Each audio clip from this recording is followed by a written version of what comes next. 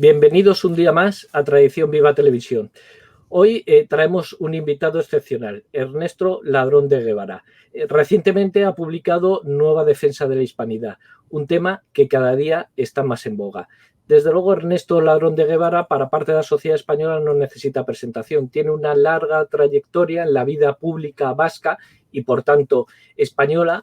Es experto en educación y colabora en numerosos medios digitales. Y afortunadamente, de forma reciente, trabaja en Tradición o colabora con Tradición Viva con unos artículos que cualquiera de los oyentes podrá consultar. Bueno, sus obras, él empezó ya con Educación y Nacionalismo, Historia de un modelo, ya apuntaba maneras de cuáles iban a ser sus temas claves. Recientemente ha publicado 2 libros en letras inquietas, Nueva Defensa de la Hispanidad, que va a ser un poco objeto de la charla de hoy, y la Hispanidad descompuesta. Bueno, bienvenido, Ernesto. Gracias. Muy amables. Cuando hablamos de tanto en Nueva Defensa de Hispanidad como en la Hispanidad descompuesta, citas 3 libros, te sirven de inspiración, de modelo, que a mi entender son claves. Defensa de la Hispanidad, de Maeztu, uno reciente, de Elvira Roca Barea, bueno, Imperofobia, y otro un poco más antiguo, quizás quien empezó todo el tema de la leyenda negra, Joaquín Juderías. ¿Podríamos decir que estos 3 textos son la síntesis de la defensa de la hispanidad, de la nueva defensa de la hispanidad? Yo añadiría incluso el libro de Quito fue España, de Núñez de Arco, que es referencial también a estos efectos, y desde el plano filosófico Gustavo Bueno, en su materialismo filosófico, pero que enfoca en la importancia que tiene respetar nuestro marco antropológico, ¿no? y que nosotros estamos acuñados por la impronta del cristianismo, que es, incluso para los ateos, que no se dan cuenta, es su forma de comportarse en su subconsciente. O sea, hay esa impronta cultural es indeleble, por mucho que quieran robarlo o borrarlo. Claro, porque ¿se puede entender hispanidad sin catolicidad? No, la catolicidad, incluso aunque ya digo, aunque fuéramos agnósticos, yo lo he sido por un tiempo, ahora estoy volviendo a encontrarme con mi antigua fe, es nuestra esencia del ser. El que renuncia a ese ser es igual que el que renuncia a su condición de hombre o mujer, porque va implícito en nuestro ADN. O sea, es imposible entender la hispanidad mejor dicho, el catolicismo. Y ese es el motivo por el que mucha gente quiere quitar el nombre de España, porque está asociado al catolicismo.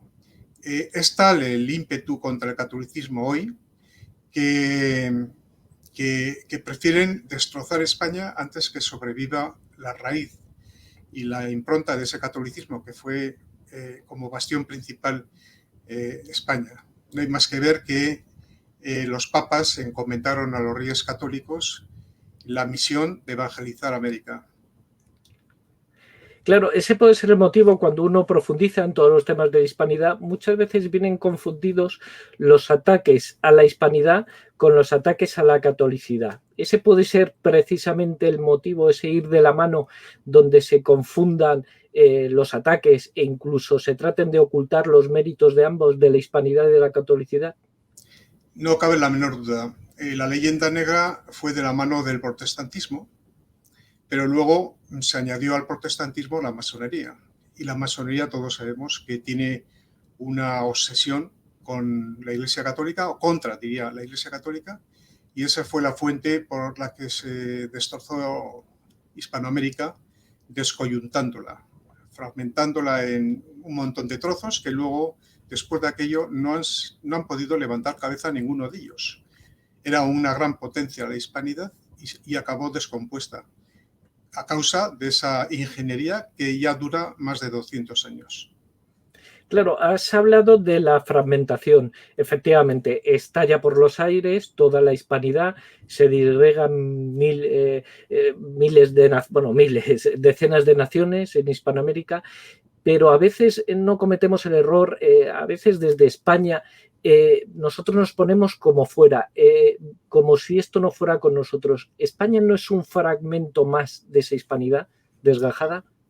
No solamente un fragmento, sino un fragmento de fragmentos. Ahora dicen nación de naciones, que viene a ser eso, fragmento de fragmentos. Están rompiéndola y esto es una continuidad. Esto no es de ahora. Y la gente no se da cuenta de que con esa fragmentación está rompiendo su casa. Es como si cogiéramos una piqueta y empezáramos a tirar los pilares para que se venga abajo el tejado y nos quedemos a la intemperie, pues nos vamos a quedar a la intemperie por romper nuestra casa. Y este es el último peldaño de esa escalera que supuso desde principios del siglo XIX, la descomposición de la hispanidad, hasta tal punto de que esa descomposición ha llevado de que bueno, pues esa miseria que ha arrastrado esa descomposición en cada uno de los países haya sido el germen, el fermento de la irrupción de un marxismo cultural e incluso de un marxismo real en Venezuela, Cuba, en fin, una especie de marxismo a su manera en Argentina, y ahora está irrumpiendo en Chile otra vez, después de haber acabado la égida de Allende, que fue un fracaso absoluto, y acabó en lo que acabó. Y no estoy con ello defendiendo a Pinochet, pero lo de Allende fue la descomposición que llevó a lo que llevó. Pues estamos en este proceso y España está también siendo víctima de esa agresión. Y esa agresión está perfectamente, quien lea, por ejemplo, el acta de reunión del 1 de septiembre de este año del Foro Sao Paulo, encontrará cuál es la dinámica establecida, cuáles son las pautas estratégicas que estamos en este momento viviendo, o sea, en primera persona nosotros, los españoles. Y no se da cuenta muchos españoles que esto es el fin de su futuro como ciudadanos. Iremos a una dictadura. Sí, porque a veces cuando se habla de hispanidad parece que estamos hablando de historia, pero el hecho cierto que la hispanidad algún rescoldo queda o algo queda vivo, porque como bien has dicho, esto es un proceso de disgregación, de fragmentación, un proceso en el que seguimos. Por ejemplo, en España entiendo yo que cuando hablamos de esa disgregación hablamos de los nacionalismos, principalmente vasco y catalán, y ya veremos si no se suman más. Y, por ejemplo, en Hispanoamérica estamos hablando de un rebrote de los movimientos indigenistas que, bueno, lo que buscan es dividir. De hecho, recientemente se ha celebrado un plebiscito en Chile y una de las historias es querer convertir a Chile en un estado plurinacional. ¿Esos ataques realmente son fantasmas que vemos nosotros o son ataques reales a la hispanidad? Están absolutamente diseñados desde esa ingeniería mundialista que trata de diluir las soberanías nacionales y hacer de la gente pues engranajes de un poder financiero internacional que dirige todas estas operaciones junto con China. Es curioso, es una especie de antagonismo, ¿no? Una especie de dicotomía, pero sí, junto con China, para hacernos pasto de los buitres que van a aterrizar para comerse los despojos. Es una ingeniería perfectamente meditada y quienes están al frente de esta ingeniería, hay que decirlo que son, pues, ese progresismo, que es un disfraz, que no es tal, pero es un disfraz que trata de cambiar nuestra antropogenia, nuestros comportamientos naturales de tipo sexual. Las instituciones como la familia la intentan descalabrar y, bueno, aquel orden civilizatorio que estábamos y ya no estamos. Claro, las dos últimas obras, publicadas las dos por Letras Inquietas, Nueva defensa de la hispanidad y la hispanidad descompuesta, sus títulos son sumamente claves. La hispanidad descompuesta, con lo cual la pregunta es, cabe una recomposición de la hispanidad y el otro título, la nueva defensa de la hispanidad. ¿Es necesario seguir defendiendo la hispanidad? Es la solución. Es decir, no sé, digamos que contra el mal de cabeza, la aspirina, suelen decir, ¿no? Pues en este caso es efectivamente el antídoto de la descomposición es la unión. De hecho, en Hispanoamérica hay unas fuertes, una pujanza muy importante en algunos sectores intelectuales por lograr otra vez la reunificación de las Españas, lo que fueron las Españas, que por cierto no fueron colonias, como dice el bueno de Gustave Le Pen, no fueron nunca colonias, eran Españas. Y entonces esas Españas rotas, fragmentadas y divididas, e incluso algunas veces enfrentadas, con goce de quienes trataban de colonizarlas de verdad, concretamente me refiero al Imperio Inglés, en el caso de Argentina, ¿no? Por ejemplo, pues la única solución es recomponerlas. Y ahí está Patricio Lons como cabeza de puente de todo ese movimiento con el cual yo me quiero coordinar, y supongo que habrá más grupos o personas que yo. Entonces se trata de unificar todos esos elementos para ponerlos en marcha en una unidad también estratégica y de cambio de esa percepción cognitiva que tiene la gente, que se le ha modificado con una ingeniería en la que se le han metido unos moldes para que vea cosas que no son. Es decir, esos moldes que se nos han creado en la escuela, que es un antro de adoctrinamiento hoy, que se nos han creado en las universidades, que son endogamias, que no crean ciencia en muchos casos. Hablo de las humanidades, por supuesto, la tecnología es otro tema, sino que se ha descompuesto todo el entramado cognitivo que ya teníamos a través de las humanidades, que son ciencias y que recogen el legado histórico, antropológico, cultural e incluso religioso. ¿Por qué no? Porque cultural y religioso en este caso se entremezclan, ¿no? Pues todo eso hay que recomponerlo. Y para eso hace falta masa crítica humana, de gente que se ponga en marcha en esa dirección y que despierte a la gente, que la gente está dormida, no se dan cuenta de que se le está manipulando. Se usa la pandemia con unos determinados fines que son de dominio y control de la población, hasta tal punto de que ya la ley CELA dice que no se puede, no cabe la posibilidad de no enseñar en castellano como lengua vehicular. Hablan de intervenir las redes sociales si hablan de cosas que no les interesa a ellos, porque les rompe el proyecto, el programa. Es decir, estamos ya en un proceso que recuerda mucho más a las dictaduras que a la democracia. Están empañando la democracia. Efectivamente, has introducido varias cosas. Una, desde luego, has citado a Patricio Lons, que hay que recordar que él siempre dice, bueno, argentino, para quien no le conozca, él siempre dice, no éramos de España, éramos España. Es decir, no hay un sentido de la posesión de la propiedad, sino un sentido de comunidad. Has hablado también de China. Y precisamente, bueno, cualquiera que nos vea, no hace falta que, solo tiene que buscar en internet, en Google, hispanidad, y efectivamente verá que le van a aparecer páginas de Chile, de Argentina, de Ecuador, de España, en donde se está, de Puerto Rico también, en donde se están impulsando efectivamente movimientos no solo en una defensa histórica, sino tendentes a la unidad.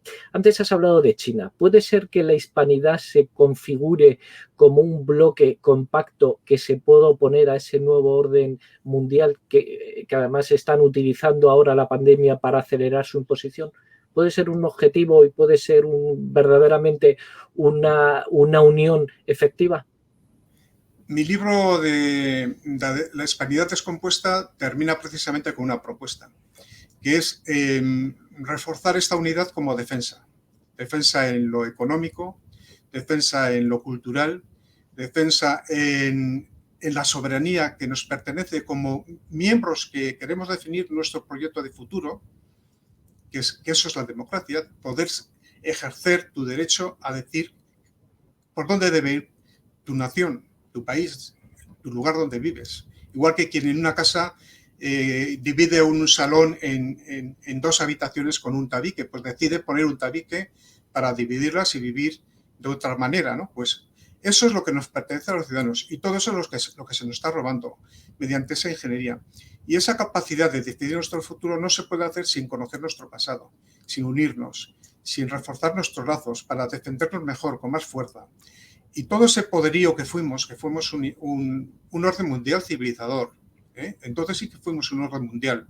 Esto es un desorden mundial para el control de unos pocos y diríamos, limitar nuestra libertad y nuestros derechos hasta anularlas. ¿Eh? Y entonces, todo ese magma que puede ser toda esa masa de población de toda la hispanidad que ya invade también Estados Unidos. Ya Estados Unidos, hablar en español, vas por Londres, o digo por Londres, por Nueva York, y te entiende cualquiera, ¿no? O por Washington. Es decir, eso, no despreciarlo, no romper nuestra lengua, no impedir que nuestra lengua sea usada como vehículo de enseñanza en nuestro propio país. Es que ya tiene delito el tema, ¿no? Todo eso solo se hace si hay una masa crítica suficiente de gente unida por redes, por movimientos sociales, por manifestaciones, por actos culturales, por, en fin, 1000 expresiones en torno a un fin, que es parar esta avalancha de ataques sistematizados que estamos recibiendo. Es decir, ahora que hablamos tanto de memoria histórica, ¿sería necesario hacer una memoria de la hispanidad? Es que la verdadera memoria es la memoria de la hispanidad, porque la memoria, igual que la historia, no se puede empezar desde un punto determinado de la cadena histórica, de todo el proceso de formación de nuestra cultura y nuestra civilización. Eso no es memoria, eso es recuerdo de un hito concreto. Llámese la Guerra Civil, que por cierto la desfiguran, llámese la República, pero no, eso no es memoria. Memoria es todo el trayecto histórico desde que la cristiandad recuperó la España reconquistada y se extendió por el mundo. Y conquistó el mundo, evangelizó, creó 22 universidades cuando en América del Norte no había ninguna, 22 universidades en Hispanoamérica, escuelas, iglesias, hospitales, creó toda una serie de instituciones con la vista puesta en el legado de Isabel la Católica, que decía: allí donde vais, respetad al que encontréis. No dijo en estas palabras, pero la idea y la imagen es esta: respetad, evangelizad, atraerle, no entréis en sus casas. Isabel la Católica prohibió a los conquistadores entrar en las casas, en las viviendas, donde vivieran, a los conquistadores, y respetaran y evangelizaran y atrajeran como súbditos de la corona en igualdad de condiciones y privilegios y derechos a aquellos habitantes de aquellas Américas hispanas. Claro, no deja de ser curioso que en una época de ideología de género, de feminismo radical, parece que nadie está empeñado en defender la imagen de una de las mujeres sin duda más influyentes en la historia de la humanidad, que es Isabel la Católica. ¿Tendríamos a lo mejor que hacer algún homenaje de desagravio a Isabel la Católica? Por supuesto, Isabel la Católica es la persona con toda certeza más notable en cuanto a la defensa de la dignidad humana. Isabel la Católica creó realmente, puso el germen, el huevo donde nació, la defensa de los derechos humanos, o sea, el establecimiento de los derechos humanos, porque después de Isabel la Católica llegó la Escuela de Salamanca con Francisco de Vitoria, Francisco Suárez, Domingo de Soto, en fin, aquellos dominicos que cogieron el testamento de Isabel y lo desarrollaron y crearon el primer derecho internacional público, crearon la primera defensa del hombre y su dignidad, de las personas, haciendo personas de donde había individuos. Eso es eso es no sé, una hazaña desde el punto de vista humano que no tiene parangón y que han desprestigiado, y que nosotros, asumiendo la leyenda negra, lo que estamos haciendo es precisamente desarrollar esa estrategia para desprestigiar lo que ha sido la hispanidad isabelita católica, y todos los prohombres que fueron allí hicieron una hazaña absolutamente inconmensurable, que hoy tendríamos que valorar y hacer películas. Y sin embargo, si esto lo hubieran hecho los ingleses, estaríamos todo el día en las televisiones viendo películas inglesas. O sea, y aquí no, aquí sí que es una cosa. ¿Cómo podemos ser tan necios de destrozar nuestra propia casa? No lo entiendo. Claro, muchas veces hablamos de la hispanidad, de la pérdida, de la fragmentación, que la situamos en el siglo XIX, pero como todo proceso histórico y como todo proceso médico de degeneración, se encuentra un momento donde se inocula el virus. ¿Podríamos decir que los Borbones es ese momento en donde se inocula el virus de la destrucción de la hispanidad? No cabe la menor duda. Yo por lo menos lo desarrollo en el libro. Pero vamos, lo desarrollo escuetamente, o sea, porque eso sería motivo de un libro por sí solo. La llegada de los Borbones, sobre todo a partir, yo diría, fundamentalmente Carlos III, cambia el paradigma. Mientras que la idea de los Austrias era llegar al mundo nuevo y crear todo un paradigma de ayuda, de evangelización, de civilización, de atracción a las personas que vivían allí, de hibridación, que eso es muy importante. Comparemos Hispanoamérica con Norteamérica y lo veremos clarísimamente con nuestros propios ojos, de hibridación de las gentes. La idea de los Borbones era una idea muy determinada por la filosofía francesa, que es igual que la inglesa, de colonización, de ya no considerar aquellas tierras como elemento a sostener como unas provincias más de España, sino como elemento a aprovecharse de aquellos recursos, de aquellas materias primas y de aquel desarrollo económico de aquellas Américas para el disfrute exclusivo de la península, ¿no? De la metrópoli. Y ese cambio de paradigma fue el que luego determinó pues, que Hispanoamérica se alejara cada vez más, y ya el alejamiento fue total con Carlos IV y Fernando VII. O sea, cuando yo he leído que pues, se les proponía por ejemplo, por Simón Bolívar o por San Martín, le proponía a Fernando VII, bueno, vamos a hacer una confederación. Nosotros nos independizamos, pero hacemos una confederación de las Españas, de tal manera que no rompamos esa conexión. Pues Fernando VII se negó.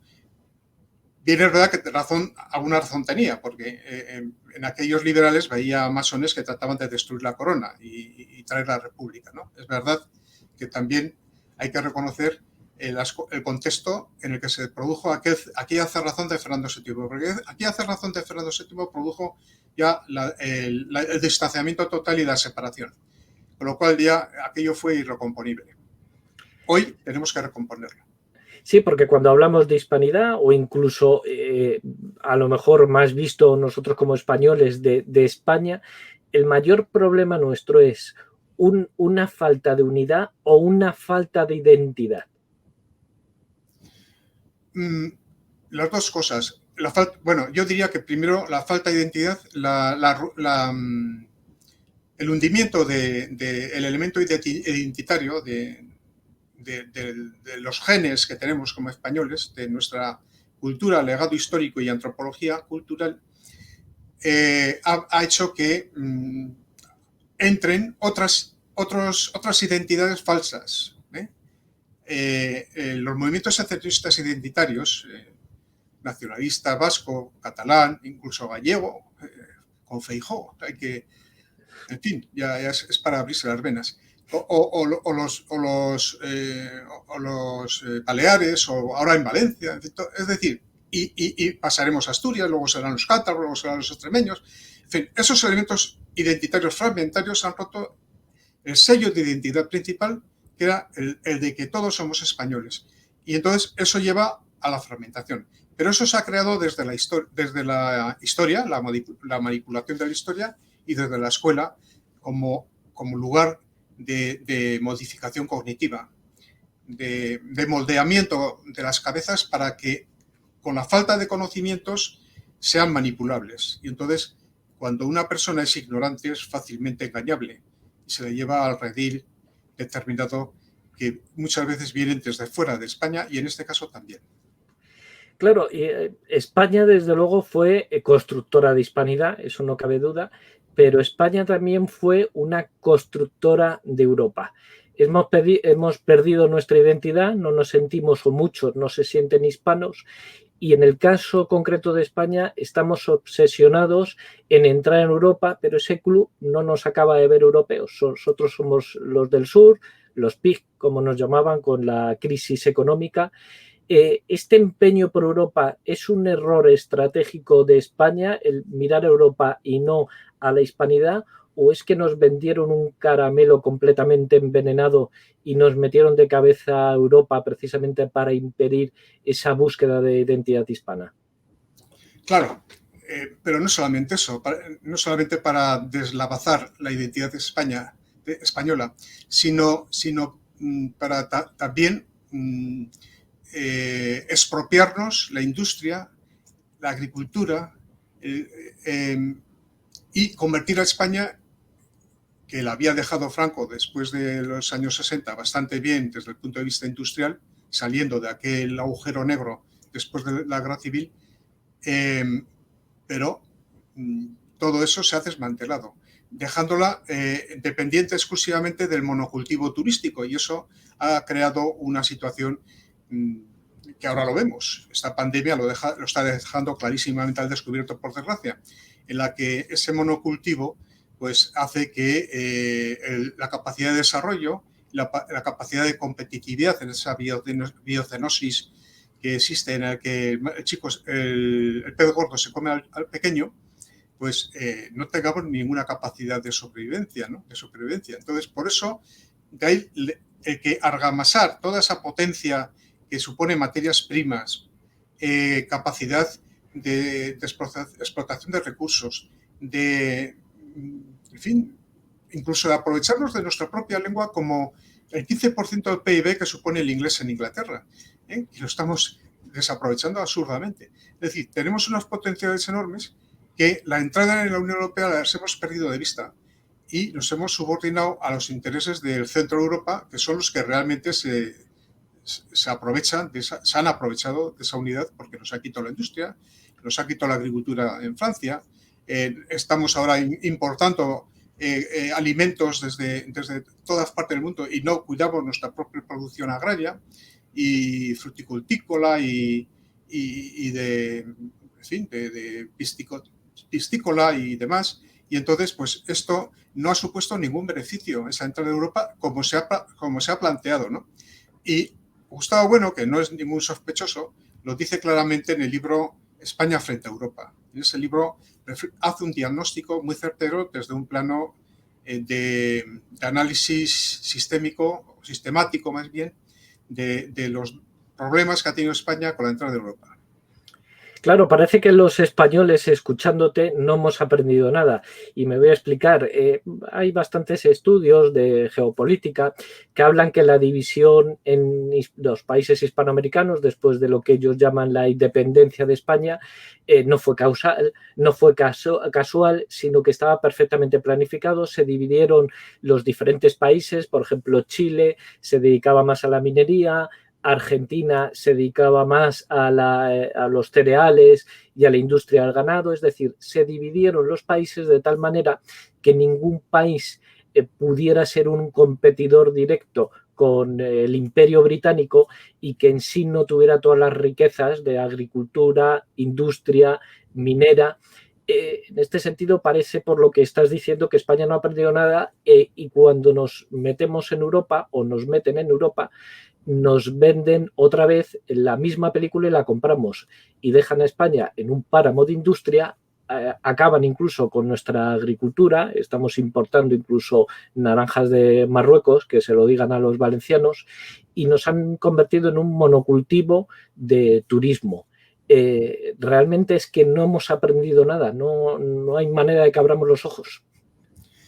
Más que no hayamos aprendido nada, es que, como he dicho antes, pues yo inclusive hasta hace muy poco, o sea, yo fui del Partido Socialista 18 años, creyendo en muchas trolas de las que a mí me contaban, ¿no?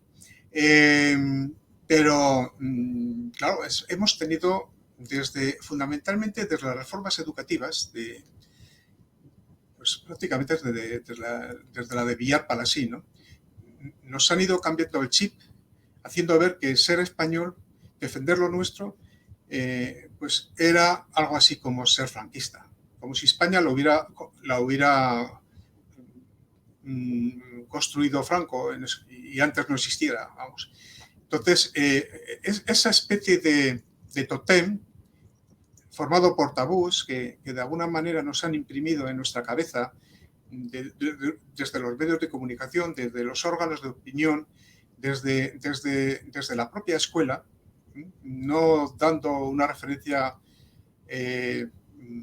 como la que teníamos. Yo soy fruto de la educación de la época de Franco y estoy orgulloso de aquel bachillerato que nos dieron, porque, en fin, evidentemente había partes que eran ideológicas, pero eran las menos. Ya me gustaría que fueran menos que, o sea, que hubieran sido más que las de ahora, pero es al revés, ahora hay más que entonces. Nos daban una formación, digamos, amuebladora de la cabeza para ser capaces de discernir y valorar lo que es verdad y lo que es mentira. Y eso ha hecho producirse un derrumbamiento de la capacidad de implicación de la gente en su proyecto común. El proyecto común puede ser el que quieras, pero es un proyecto fundamentalmente patriótico, de defensa de tu país. Y me da como si fuéramos exactamente igual que ingleses o franceses. No, si vamos a la frontera de Inglaterra, dile a un francés o inglés que le escupe la bandera, como se hace aquí, o cosas así, ¿no? Es decir, hemos perdido nuestra fórmula vital de reconocimiento de nosotros mismos. Y cuando uno no sabe lo que es, no sabe a dónde va, es imposible.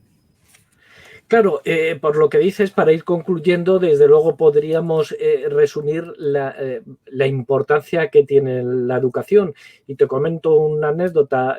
Recientemente, en una entrevista que está en nuestro canal YouTube, hablando precisamente sobre el tema de Colombia, con el presidente de Alianza Reconstrucción Colombia, lo que me comentaba es que si Colombia ha aguantado hasta la fecha, que ahora se está empezando a desmoronar, era precisamente por la educación, porque la educación, las familias han permanecido unidas y fuertes frente a la manipulación del Estado. Y hablaba él precisamente del caballo de batalla de ideología de género, que lo están perdiendo, porque ese por primera vez puede ser el rompimiento de esa formación en el seno familiar. Podríamos concluir que la importancia para recuperar o para esa nueva defensa de la hispanidad es recuperar de algún modo la educación, y no solo me refiero en los colegios, sino en las casas, a través de los libros, de la cultura. ¿Ese puede ser nuestro objetivo prioritario o debe ser nuestro objetivo prioritario? Absolutamente, sin duda. Es decir, nuestra batalla no es con armas, nuestra batalla es cultural.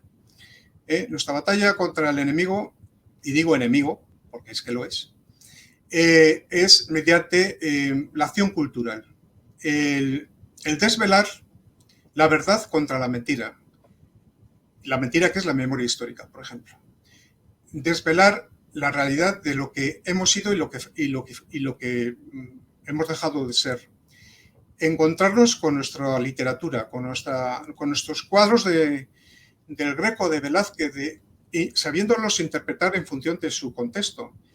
Que no nos pase como una alumna mía que yo llevé a ver una iglesia de aquí de Álava y me dijo, esa señora que hay en el retablo, ¿no? Esa señora que está ahí, ¿quién es? La Virgen María, ¿no? ¿Quién es esa señora? Y yo dije, pues la Virgen María. ¿Y quién fue la Virgen María?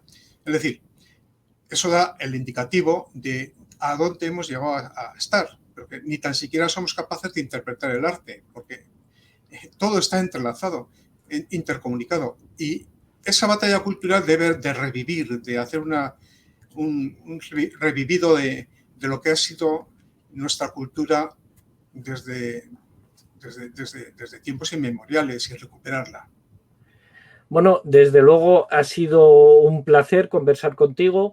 Después, algo curioso y anecdótico, hablas de tu origen vasco, es curioso, Maeztu, tú, Vizcarra, es decir, la hispanidad ha sido profundamente defendida por unas tierras que son doblemente hispanas, como decía Unamuno, ¿no? Por español y por vasco. Yo solo, desde luego, aconsejar a los que nos estén viendo tus dos libros porque son tan sinceros como tu entrevista, tan clara y tan didáctico como ha sido ahora. Desde luego, aconsejo la lectura de esa hispanidad descompuesta y esa nueva defensa de hispanidad. Y otra vez agradecerte sobre todo esa sencillez en explicar temas que a veces se hacen muy complejos o muy históricos y que lo explicas desde ese punto de vista de esa forma de vivir la hispanidad. Muchísimas gracias por estar con nosotros. Pues muchas gracias, ha sido un honor y un placer.